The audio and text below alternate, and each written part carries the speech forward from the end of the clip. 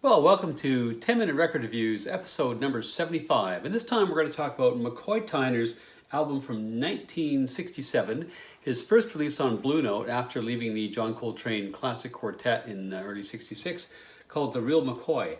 So as I mentioned, this is Tyner's first album on Blue Note. He'd been with Impulse before, and he'd actually put out 6 of his own albums while he was with Coltrane during the period 1960 to 1965.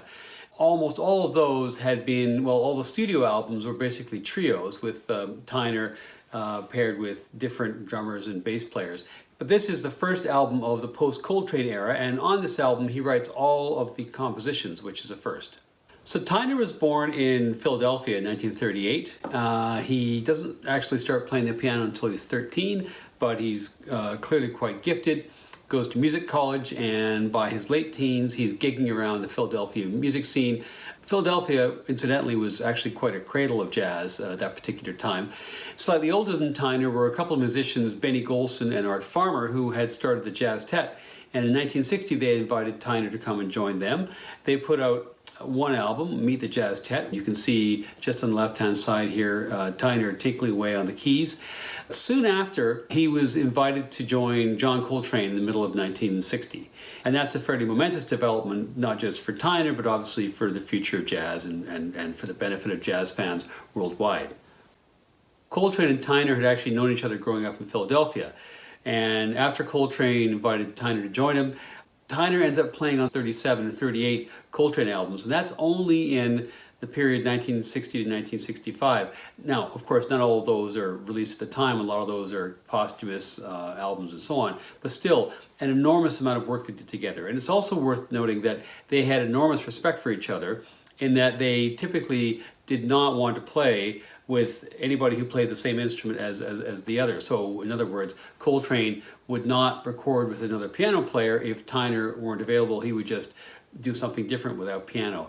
And Tyner, for his part, chose piano trios for his solo albums on Impulse while he was with Coltrane, with the saxophone being the instrument that's excluded. And in this period, Tyner appears on some of the greatest albums in the history of jazz. So he's on My Favorite Things, he's on A Love Supreme, he's on Crescent. The story of Coltrane, of course, is a story of constant evolution and constant striving, constant changing. And by 1965, Coltrane had moved so far in the direction of, well, partly towards free jazz, partly towards spiritual jazz, but away from almost anything resembling formal structure in jazz, that he had begun to alienate some of the long-standing members of the quartet, particularly Elvin Jones, who plays here, and of course Tyner. Tyner is famously quoted as saying, "All I could hear was noise." But it's important to add, I think he never bore Coltrane any ill will and continued to, for the rest of his life, to really hold in reverence that period of time and the work that he did with Coltrane. And you can clearly hear the influence of Coltrane on this album and on, arguably, almost all of the post-Coltrane releases that Tyner put out. Tyner found himself in a bit of a difficult spot in 1966 after he'd left Coltrane, after he'd left the noise and wanted to embark on or re-embark on a career which was more traditionally structured in terms of jazz compositions. He was, at the same time, greatly appreciated by other jazz musicians. He was hugely in demand as a sideman, right? So he plays on seminal pieces by Joe Henderson, Wayne Shorter, and lots of other folks. And there are so many great albums that he plays on in the latter part of the 1960s. But he himself had a hard time moving albums. He had not been particularly well reviewed. He'd largely been overlooked and ignored, if not sometimes downright insulted as a sideman in Coltrane's band. And as a consequence, the reviewers, whether it was Downbeat or the Village Voice or anything else, were not particularly disposed to give his albums much of an airing, and his sales were not particularly good. At a certain point towards the end of the 60s, he's actually actively considering giving up jazz and picking another career, which is, just startling. So Tyner's a bit of a victim of that. But nevertheless, when we go back and look at the albums he put out for Blue Note in the latter part of the 1960s, they are almost, without exception, excellent from start to finish. It's also worth noting that Tyner, who really was a traditionalist, never was seduced by the move to fusion in the 1970s, and he never went electric. He remained an acoustic player right up until his death just earlier this year. His style, without getting over my head in terms of discussing the actual musical theory. I think the best way that my limited brain can understand it and express it is that his rhythmic structures with his left hand have a very crisp, clear, bell-like quality, which was not something which you really find prior to 1960, and which you find with great frequency in jazz piano playing subsequently. This also made him very useful and complementary addition to the Coltrane Quartet, probably the most important contribution after Coltrane's himself.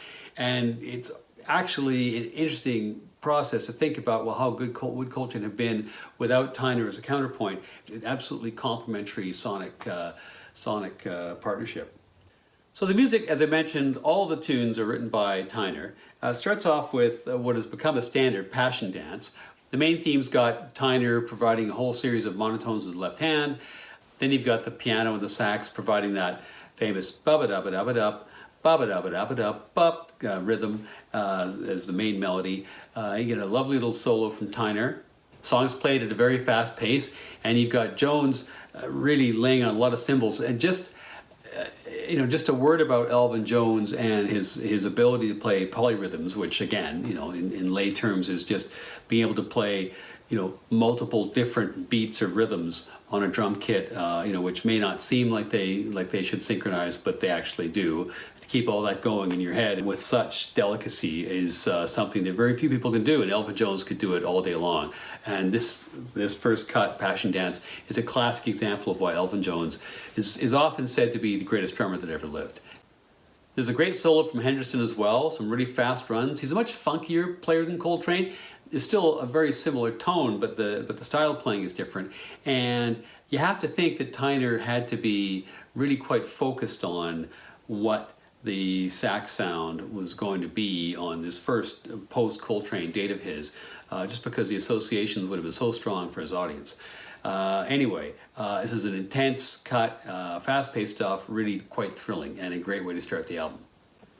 And then we're on to Contemplation, which is kind of a Ron Carter vehicle, although he doesn't really get much of a solo here, and really he doesn't get much solo space here at all on this album, which is a bit of a shame because I'm a big Ron Carter fan. His bass lines really drive this song, and the other instruments basically orbit around it. So he really is a centerpiece here. And it's really cool to notice how McCoy's left hand is totally in sync with the bass and drums, and his right hand is totally in sync with Joe Henderson on sax. It gives you the impression of there being a fifth band member. Of course there isn't, but such is the deftness of his technique, and such is the tightness of the playing here. And both these tunes, the first two tunes, Passion Dance and Contemplation, are, I guess you'd call them hard bop, but you can definitely, there is still an echo of Coltrane's sort of move towards free jazz. There's no free jazz here, but it is much more experimental. There's much more risk-taking by the players. And that changes actually on side two. Quite a distinct change in mood, I felt. The first song is 4x5, which compared to the very, kind of contemporary sound of the first side, has almost like a classic bebop sound. There's a really interesting solo by Henderson. He extracts a whole bunch of different tones, 3 or 4 I think, out of his instrument. You can tell this is somebody who has absolutely mastered his instrument. This isn't just about the technical execution. This is about really playing with whatever the boundaries are of the instrument to create these different colors and different textures. And then, not to be outdone, you've got a solo from Tyner, all in 16th notes. Incredibly well-constructed solo, and yet you can tell it's improvised at the same time. The second last song on the album is Search for Peace, which according to Tyner was a spiritual piece. It starts off with a bit of a flourish, but then it settles down into this slow, tranquil, simple kind of a melody.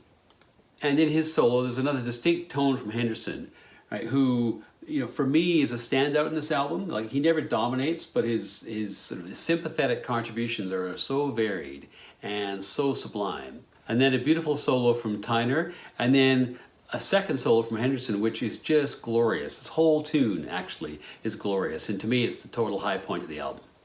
Then we're on to Blue in the Corner, which is the final song on the album, and this is, as the name implies, a blues. It's got kind of a rollicking kind of a melody.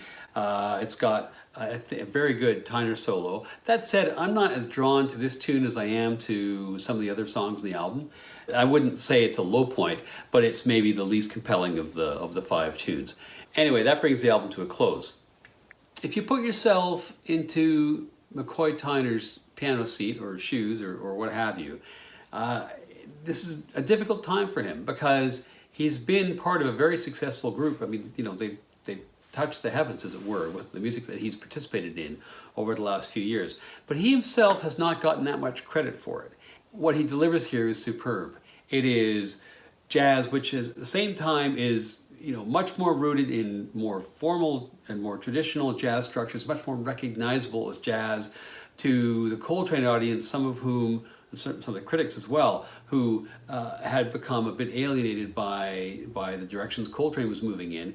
And yet, it isn't simply retrenchment into traditionalism, because there's all kinds of risk-taking here, there's all kinds of experimentation, there's incredible musicianship, and it's one of the better jazz albums of the 1960s. So I'm more than comfortable giving this 4.5 out of 5 stars.